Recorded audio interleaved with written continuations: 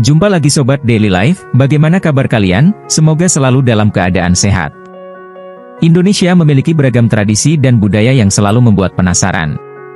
Selain tradisinya yang unik dan menarik, terdapat juga tradisi yang sangat mengerikan bagi masyarakat Indonesia.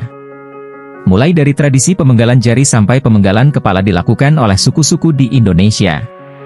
Penasaran dengan tradisi yang horor dan menyeramkan di Indonesia?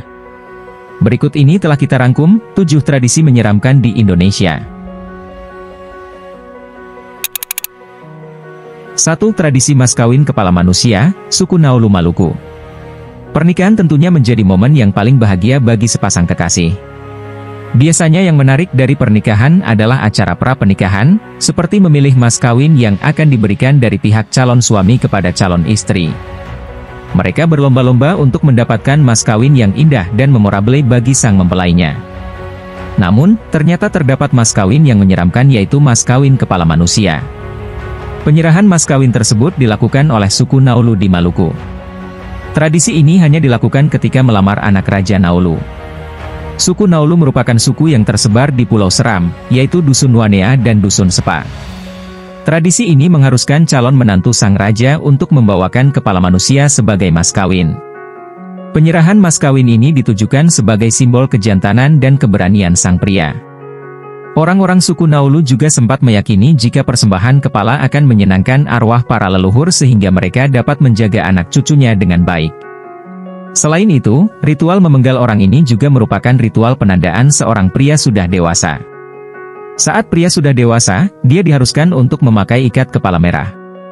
Tapi untuk mendapatkan ikat kepala merah ini nggak bisa via beli di toko, mereka harus terlebih dahulu memenggal kepala seseorang.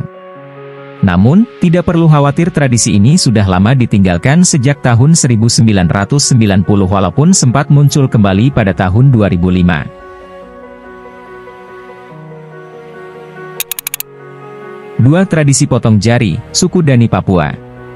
Tradisi potong jari merupakan salah satu tradisi yang dilakukan oleh masyarakat Papua terutama suku Dani.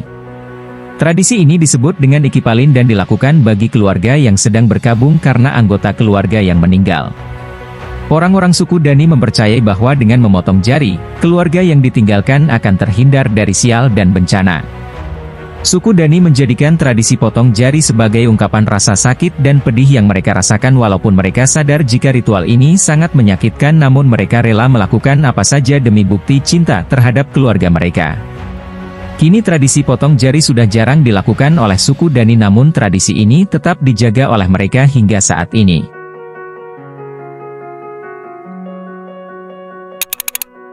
3. Tradisi Emanene, suku Toraja Sulawesi.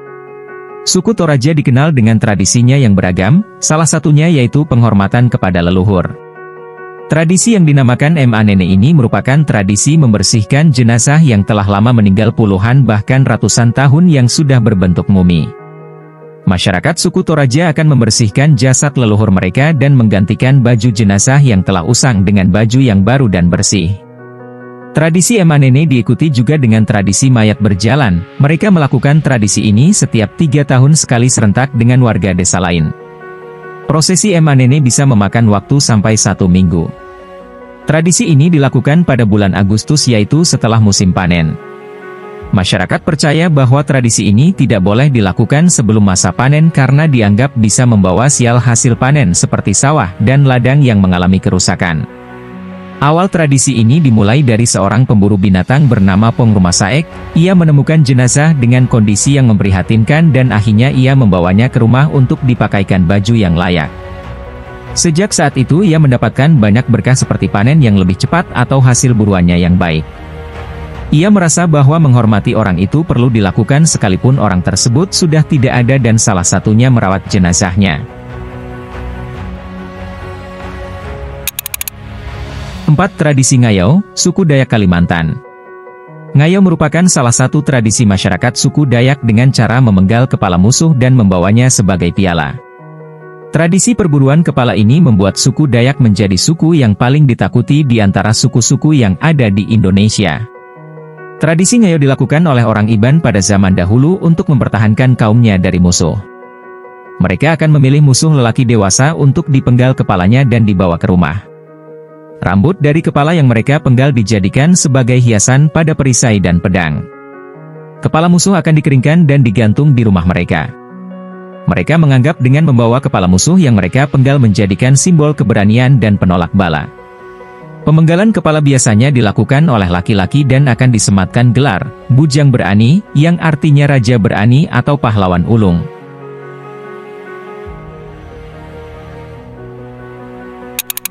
5. Tradisi Carok, Madura.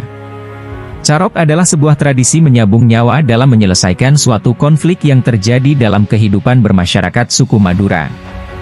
Masyarakat Madura memegang teguh peribahasa daripada menanggung malu, lebih baik berkalang di tanah.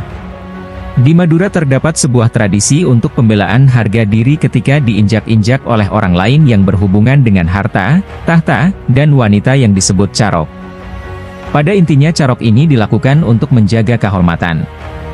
Dalam sejarah orang Madura, carok adalah duel 1 lawan 1, dan ada kesepakatan sebelumnya untuk melakukan duel. Malah dalam persiapannya, dilakukan ritual-ritual tertentu menjelang corok berlangsung. Carok merupakan jalan terakhir yang ditempuh oleh masyarakat suku Madura dalam menyelesaikan suatu masalah.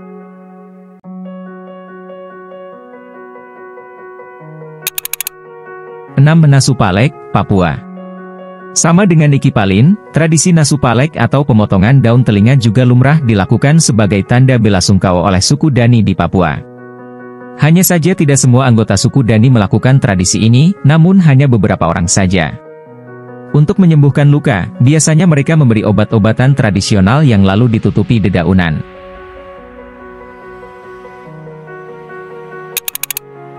7. Festival Pasola, Sumba. Pasola adalah upacara syukuran tradisional kuno yang diadakan di Sumba Barat, Nusa Tenggara Timur. Upacara ini melibatkan lebih dari 50 pria berkuda, dibagi menjadi 2 tim dari desa atas dan bawah. Kepala pendeta tradisional, mendoakan kedua tim sebelum memulai pertandingan dengan melemparkan tombak. Para penunggang kuda kemudian memacu kuda mereka dan berulang kali melemparkan tombak kayu satu sama lain, melambangkan pengorbanan darah. Festival Pasola hanya diadakan setahun sekali pada bulan Februari atau Maret, tergantung pada keputusan Rato. Acara ini berlangsung di Lamboya dan Kodi dan bertepatan dengan Festival Nyale. Kuda-kuda yang digunakan dalam upacara ini ditunggangi oleh para pria yang terampil dan dipilih secara khusus dengan mengenakan kostum tradisional. Masyarakat Sumba percaya bahwa Pasola membantu menyeimbangkan kebutuhan fisik dan spiritual mereka dan memiliki hubungan yang erat dengan praktik pertanian mereka.